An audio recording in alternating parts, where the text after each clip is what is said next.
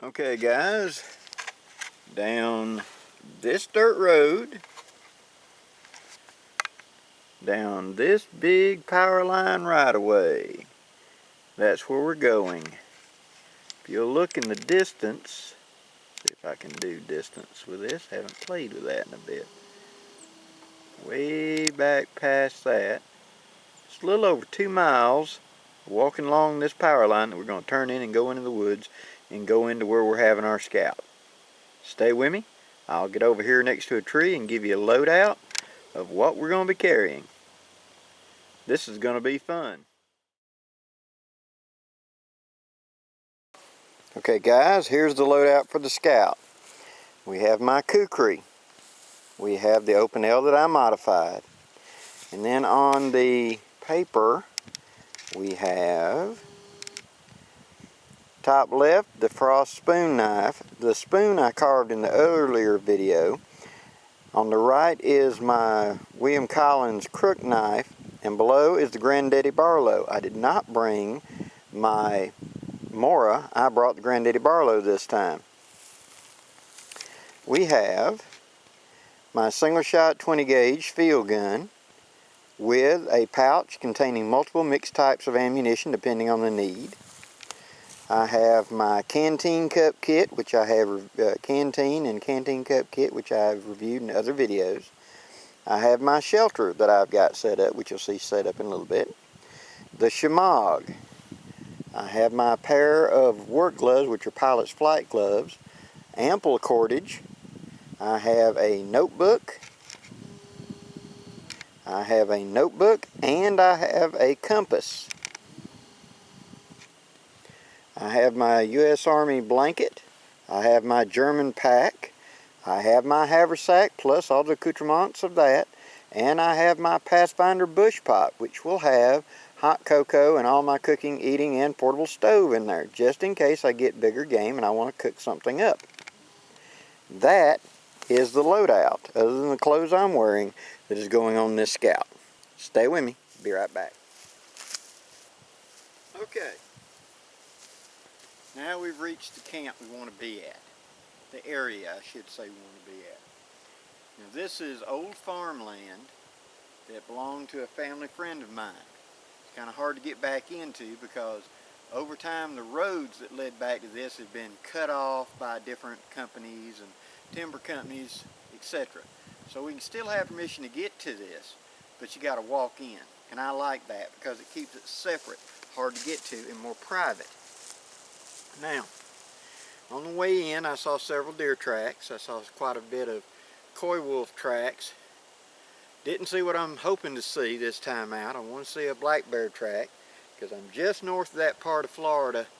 I'm in Alabama still, that had the bear hunt this year and had a very successful bear hunt because there were plenty of bears. And I know that north of here is Conecuh National.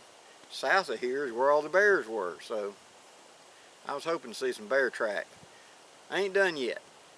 Alright, now let me get camp set up. Or rather, I should say now that I got the camera and tripod set up. Let me drop gear and I'll show you how I set up camp. For the wind noise, guys, we got some weather moving through. Alright, I got my basic gear hung up so that I can get to it easily if I need it.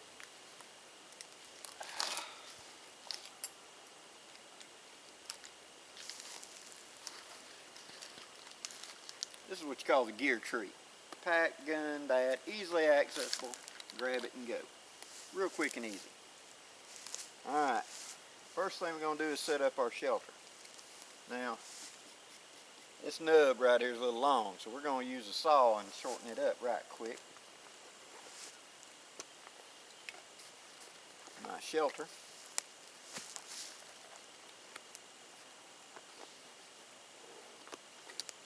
And there's my cover for my gun. Somebody asked me why I had made a wool cover for my gun.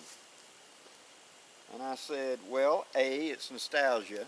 I had muzzle loaders that had wool covers for them in the past. And B, it's because on a really, really cold morning, when you go to pick up that gun, if you got a little moisture on your hands, it almost wants to stick to the metal. So I insulate it. I slide it into that sleeve so I can carry it easier. Once I get to the hunting site, I can slide it on and off silently if I'm looking at a game animal or something like that, and have it ready to shoot. If I'm going to be in a stationary position, I just slide it off, lay it down, and lay the gun on top of it. That way I can pick it up quickly and go.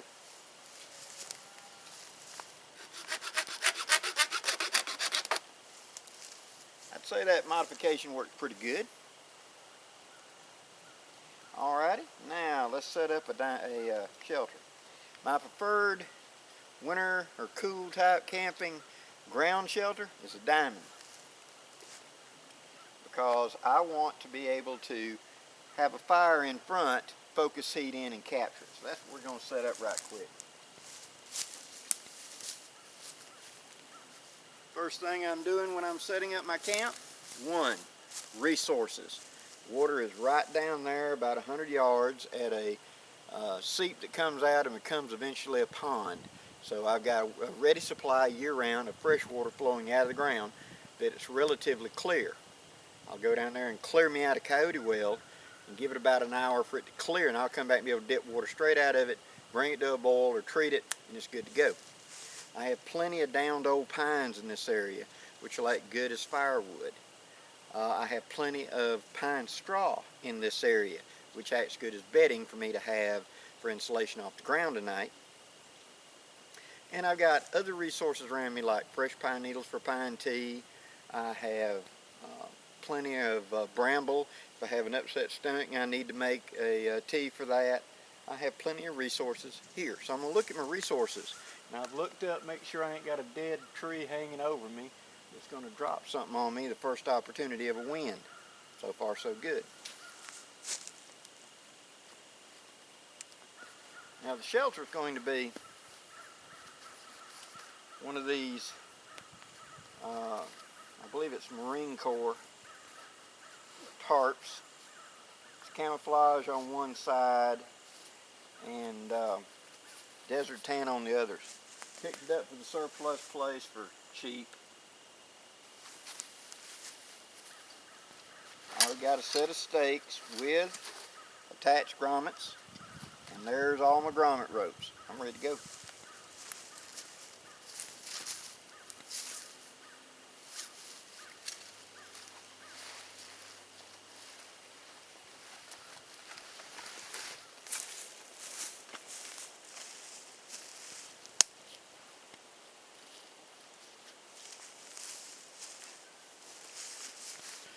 Okay, lodge is up, center tie pulled up, give me more headspace in here.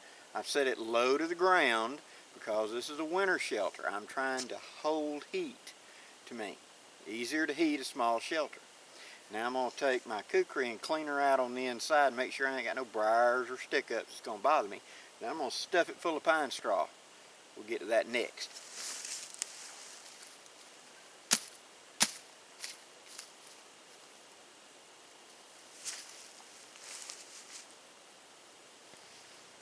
Briars are a resource that can be used for all kinds of tasks. You can weave with them. You can fish with them if you know the trick. You can do medicinals with them. All of the above. But they're a pain in the butt whenever you roll over in the middle of the night and find them under your elbow. Somebody else has been here before. Small coyote, I figure. So we'll call it Coyote Camp. How about that? Alright, now that I've got the inside where I'm okay. Whoop, one more.